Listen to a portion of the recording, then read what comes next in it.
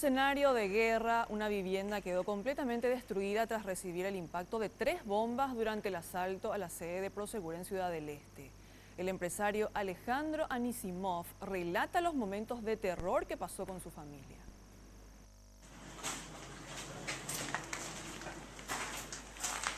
Así quedó la vivienda del empresario Alejandro Anisimov, quien para su mala suerte vive enfrente a la sede de Prosegur, asaltada entre la noche de este domingo y la madrugada del lunes.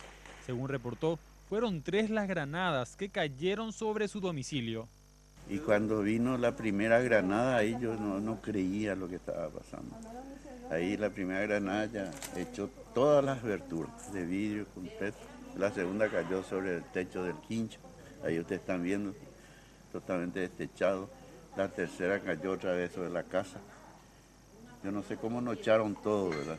Mencionó que el miedo que sintió podría ser similar al que se vive en un estado de guerra. Pienso que aquellas personas que son partícipes de alguna guerra o revolución, habrán experimentado lo que nosotros experimentamos en nuestras casas. Entraron, tiraron granadas, destecharon todo lo que podían encontrar. No sé cómo estamos con vida. Nos escondimos con mi señora en un bañito con boca abajo, que es la recomendación de la policía.